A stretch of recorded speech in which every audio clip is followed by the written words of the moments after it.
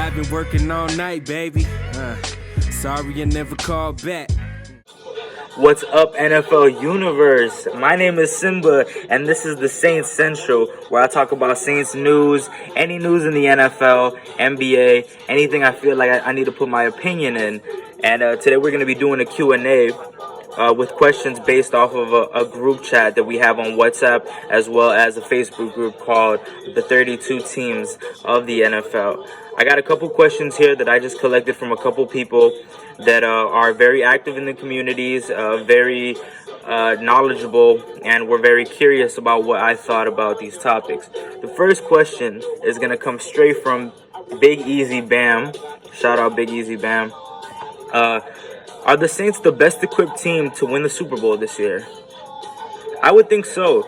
I really do think so, because we're definitely one of the most deep teams in every position. You know, wide receiver, you got to look at, we got Traquan Smith, we got Emmanuel Sanders, can't guard Mike. You know, you can't look past those guys. The running backs, you know, we got Latavius Murray, we got Alvin Kamara, we got Dwayne Washington. It's a pretty good team, especially when you look at the quarterbacks, and then you see that we have Jameis Winston, and then we have Taysom Hill and Drew Brees. There's a lot of different combinations that could happen there. I like our offense against a lot of defenses against in the league. We also have a pretty good schedule, I'd say. We'd get a lot of our tough teams out of the way really fast. Of course, our first game is against the Bucks, but we're going to cross every bridge when we get to it at a certain point. So, yeah, I do think that we are the best equipped team to win the Super Bowl on paper, especially with our defense. You know, you have Cam Jordan, Sheldon Rankins, David Onyemata, Marcus Davenport, Alex Anzalone, Kiko Alonso, which I love that pickup from Miami in the middle of the season. That was brilliant. I love that. Demario Davis, of course, you cannot forget Demario Davis. I feel like Demario Davis is going to be one of the deciding factors of the Bucks game. I feel like his blitzing straight in to the quarterback is going to make a huge difference in that game. I feel like Tom Brady is going to get really hurt, like genuinely hurt, and it's going to be a problem.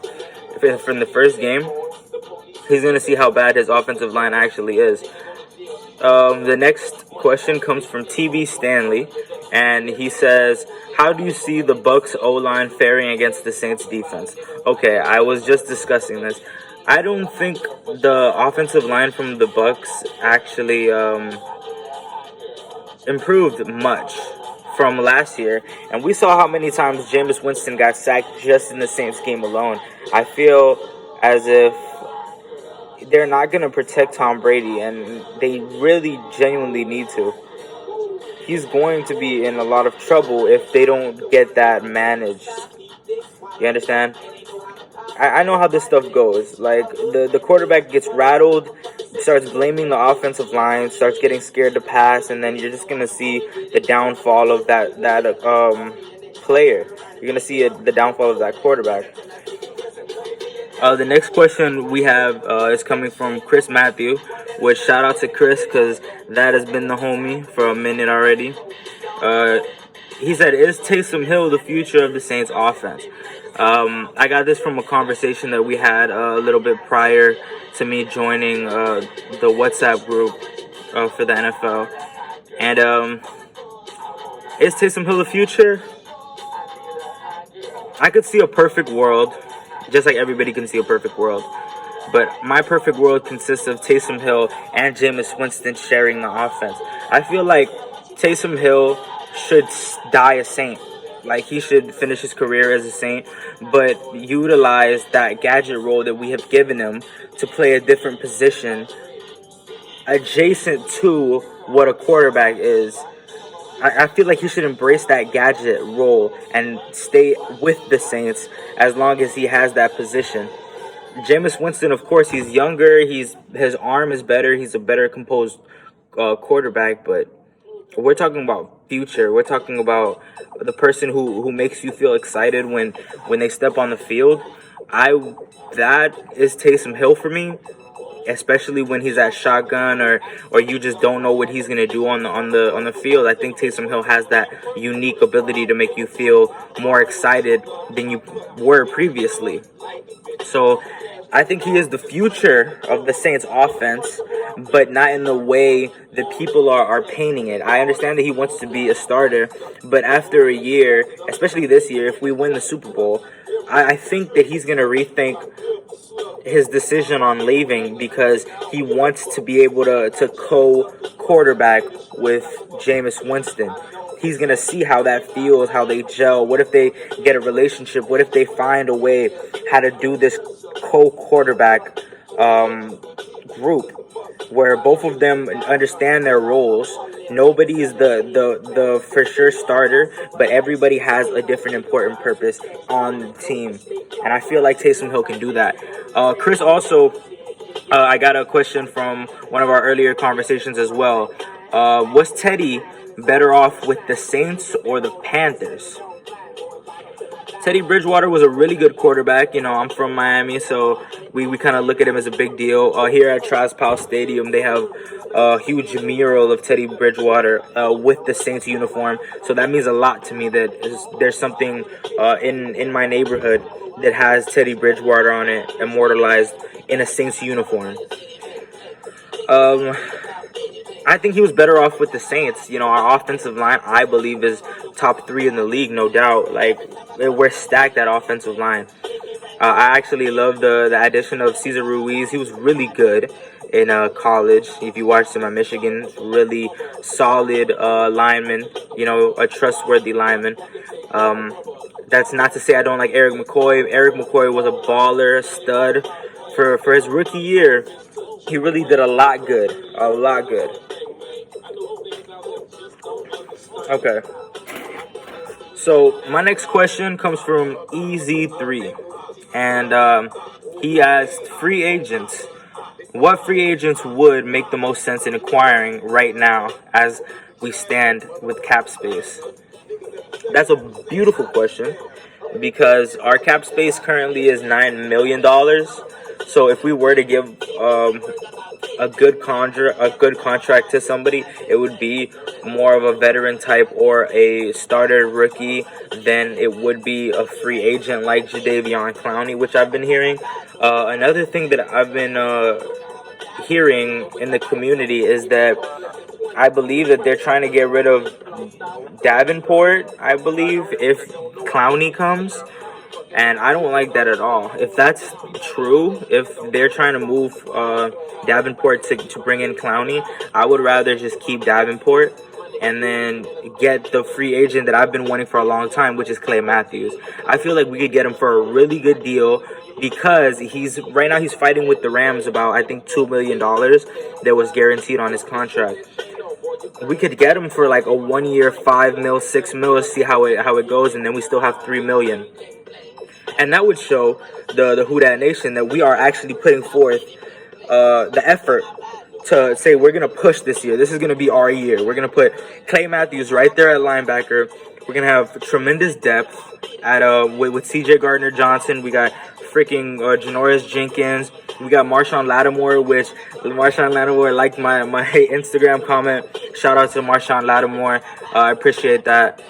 And I feel like the only free agent that I would really genuinely appreciate having because of cap space and who the player is and what they do on the field, Clay Matthews, man. Just Clay Matthews, to be honest. If we put Clay Matthews in there at linebacker, I don't think that he'll do much harm, more harm than good. I think he's professional enough to be steady and to be what he is. He's not going to, I mean, with the Rams, he wasn't that productive, but I'm not going to expect that really out of Clay Matthews at this point in his career.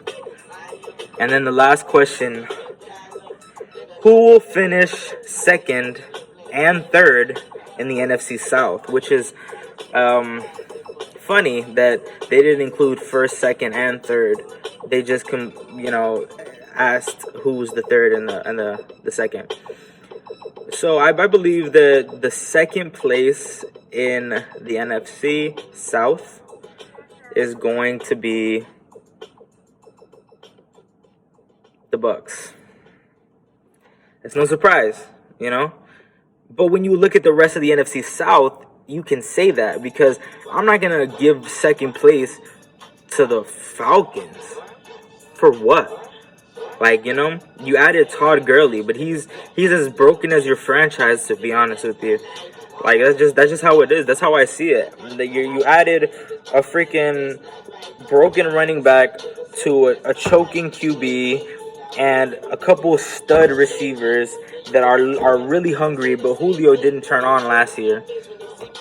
And then third, I'm gonna give it to the Panthers, even though I think the Panthers are gonna be battling to stay out of that last place in the division.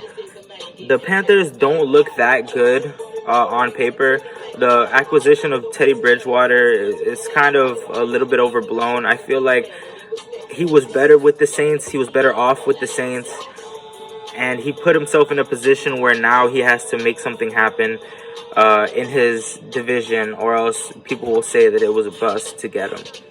I believe he can start in the league. I really love Teddy Bridgewater. I loved what he did last year. 5-game winning streak. You can't take that away from him. He's a genuine baller. But I gotta call it how it is. I think they're gonna finish third. I don't think the Panthers are going to the playoffs. I don't think the Falcons are going to the playoffs. I don't think the Bucks are going to the playoffs. Maybe that's my bias, but I feel like the Saints are going to be the only one in that division to make it to the playoffs. And another team is going to take that last wild card spot, if anything, from a different division. I feel like there's a lot of teams that deserve it. But yeah, this has been my video. This has been my Q&A. You gotten to hear a little bit of my opinions, whether they're controversial to you or, you know, you agree with them. It doesn't matter. It's just how I feel. So I'm going to say that however many times I need to, so that people will understand that I don't care about how they come into the community and discuss the Saints and discuss, you know, me as a person. I'm going to call it how it is, and I'm going to tell it how I feel it. And that's how I watch the games. I feel it. And you can't teach that. You can't fake that. You have to just come from your heart and say exactly what you feel. And you guys got to know me a little bit more. For more Saints topics, I'll hit you later. And this has been the Saints Central. Please come back and share it with your friends. If you didn't like something I said, share it even more. All right. Who dat? Who dat?